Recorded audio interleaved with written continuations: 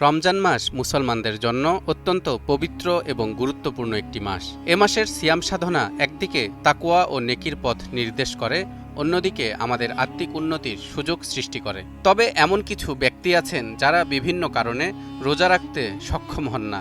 আজকের ভিডিওতে আমরা আলোচনা করব কাদের জন্য রমজানের ফরজ রোজা না রাখার অনুমতি আছে এবং কিভাবে ইসলাম এই বিষয়ে পরিপূর্ণ সহানুভূতি প্রকাশ করেছে।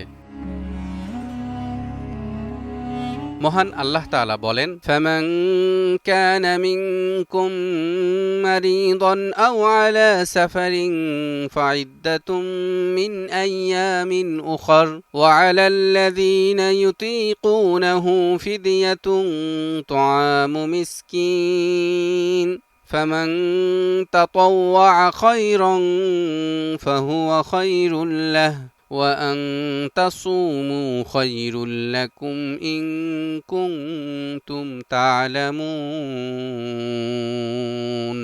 অতঃপর তোমাদের মধ্যে যে অসুস্থ থাকবে অথবা সফরে থাকবে তার পক্ষে অন্য সময়ে সে রোজা পূরণ করে নিতে হবে। আর এটি যাদের জন্য অত্যন্ত কষ্টদায়ক হয় তারা এর পরিবর্তে একজন মিসকিনকে খাদ্যদান করবে। যে ব্যক্তি খুশির সাথে সৎকর্ম করে তা তার জন্য কল্যাণকর হয়। আর যদি রোজা রাখো তবে তোমাদের জন্যে বিশেষ কল্যাণকর, যদি তোমরা তা বুঝতে পারো। এই আয়াত থেকে যাদের ফরজ রোজা না রাখার অনুমতির কথা জানা যায়, এক, মুসাফিরের জন্য সফরের হালতে রোজা না রাখার সুযোগ রয়েছে, তবে অস্বাভাবিক কষ্ট না হলে রোজা রাখাই উত্তম।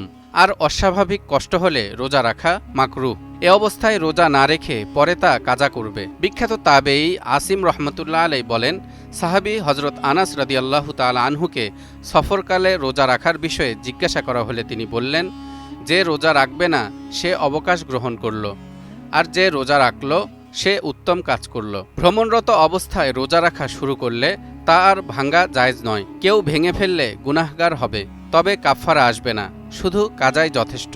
এ ব্যাপারে হযরত আনাস রাদিয়াল্লাহু তাআলা আনহু বলেন, কেউ রোজা রেখে সফরে বের হলে রোজা ভাঙবে না, তবে যদি পিপাসার কারণে প্রাণনাশের আশঙ্কা হয় তাহলে রোজা ভাঙতে পারবে, পরে তা কাজা করে নেবে। মুসাফিরের বিষয়ে একটি কথা না বললেই নয়। ইসলামী শরীয়তে মুসাফিরের জন্য নামাজ রোজা আদায়ের ক্ষেত্রে যে শিথিলতার সুযোগ দেয়া হয়েছে তা মূলত কষ্টকর দূরবর্তী সফরের জন্য, আরামদায়ক ভ্রমণের জন্য নয়।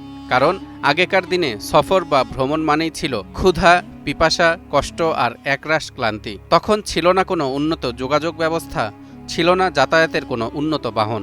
মরুভূমি আর কাঁচা রাস্তায় বিভিন্ন চতুষ্পদ জন্তুই ছিল একমাত্র বাহন।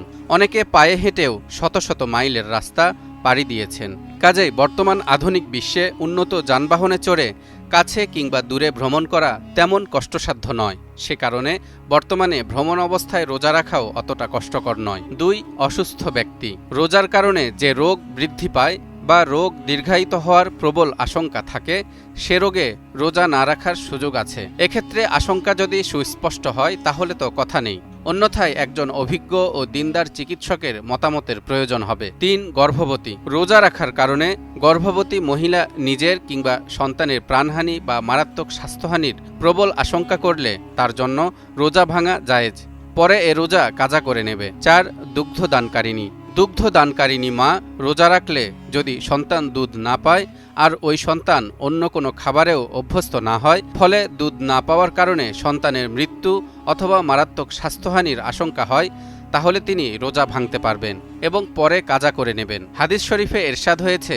আল্লাহ তাআলা মুসাফিরের জন্য রোজার হুকুম শিথিল করেছেন এবং আংশিক নামাজ কমিয়ে দিয়েছেন, আর গর্ভবতী ও দুগ্ধদানকারিণীর জন্য রোজার হুকুম শিথিল করেছেন। পাঁচ, দুর্বল বৃদ্ধ ব্যক্তি। বার্ধক্যজনিত কারণে রোজা রাখতে সক্ষম না হলে রোজা না রাখার অনুমতি রয়েছে।